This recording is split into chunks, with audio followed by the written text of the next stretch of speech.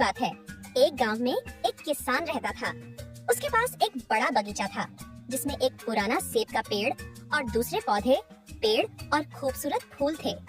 जब किसान छोटा था तो वह अपना ज्यादातर समय सेब के पेड़ के साथ खेलने में बिताता था। उन दिनों सेब के पेड़ ने उसे सबसे बढ़िया सेब दिए थे। हालांकि जैसे जैसे समय बीतता गया, सेब का पेड़ बूढ़ा होता गया और उसने फल देना बंद कर दिया। अब जब किसान को पेड़ से कोई सेब नहीं मिल रहा था, तो उसने फैसला किया कि पेड़ बेकार है। इसलिए उसने पेड़ को काटने और उसकी लकड़ी का इस्तेमाल कुछ नया फर्नीचर बनाने के लिए करने का फैसला किया। उसे लगा कि चूंकि पेड़ पुराना और बड़ा था, इसलिए उसे इसे ठीक करने की जरूरत नहीं थी और इससे बढ़िया फर्नीचर बन सकता था। वह भूल गया कि एक लड़के के रूप में उसने अपना पूरा बचपन पेड़ पर चढ़कर और उसके सेब खाकर बिताया था। पर अब उस पेड़ पर कई छोटे जानवरों का घर बन गया था। इसमें गिलहरी, गौरैया और कई तरह के पक्षी और कीड़े शामिल थे। जब किसान ने अपनी कुल्हाड़ी ली और पेड़ को काटना शुरू किया, तो सभी छोटे जानवर नीचे की ओर भागे। वे सभी किसान से विनती करने लगे। वे किसान के चारों ओर इकट्ठा हो गए और बोले, कृपया पेड़ को मत काटो। जब तुम छोटे थे तो हम इसी पेड़ के नीचे तुम्हारे साथ खेला करते थे। यह हमारा घर है और हमारे पास जाने के लिए कोई और जगह नहीं है। किसान अपनी बात पर अड़ा रहा। उसने अपनी कुल्हाड़ी उठाई और हंगामा बढ़ता गया। गिलहरी चिल्लाई, कृपया मेरे घर को नष्ट मत करो, कृपया मेरे घोंसले को मत काटो और नष्ट मत करो। छोटे पक्षी चिल्लाए, कृपया सेब के पेड़ को मत काटो। टिड्डा चिल्लाया। लेकिन किसान अपने बचपन और अपने पशु मित्रों को भूल गया।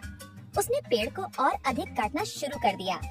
सभी छोटे जानवर हताश हो गए और किसी भी कीमत पर सेब के पेड़ की रक्षा करना चाहते थे। छोटे जानवरों ने कहा, जब आप खेतों में काम कर रहे होंगे, तब हम आपके लिए गीत गाएंगे।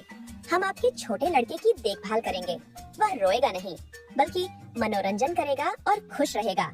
आपको हमारे गीत पसंद आएंगे और आप थके हुए महसूस नहीं करेंगे। हालांकि उनकी मदद की गुहार अनसुनी कर दी गई। उनकी तमाम विनतियों के बावजूद किसान ने पेड़ काटना जारी रखा। अचानक उसे कुछ चमकीली चीज नजर आई। उसे देखने पर उसे एहसास हुआ कि यह एक मधुमक्खी का छत्ता है जो शहद से भरा हुआ है। उसने थोड़ा सा शहद लिया और अपने मुंह में डाल लिया। शहद के स्वाद ने उसके अंदर के छोटे लड़के को जगा दिया। अचानक उसकी बचपन की यादें ताजा हो गईं। शहद का स्वाद इतना अच्छा था कि वह इसे खाना चाहता था। इससे उसे खुशी का एहसास हुआ। वह मुस्कुराया और बोला, इसका स्वाद लाजवाब है। किसान के रवैये में आए बदलाव को महसूस करते हुए मधुमक्खी ने कहा, मैं तुम्हें हमेशा मीठा शहद दूंगी। गिलहरी ने कहा, तुम जितने मेवे चाहोगी मैं बांटूंगी। पक्षियों ने चिल्लाते हुए कहा, हम जितने गाने चाहो गाएंगे। आखिरकार किसान को अपनी मूर्खता का एहसास हुआ और उसने अपनी कुल्हाड़ी नीचे रख दी।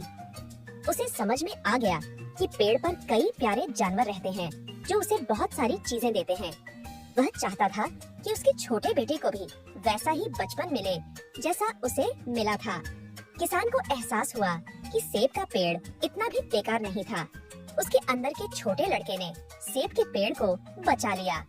उसने कुल्हाड़ी फेंक दी और छोटे जीवों से कहा, मैं वादा करता हूँ कि मैं इस पेड़ को कभी नहीं काटूंगा।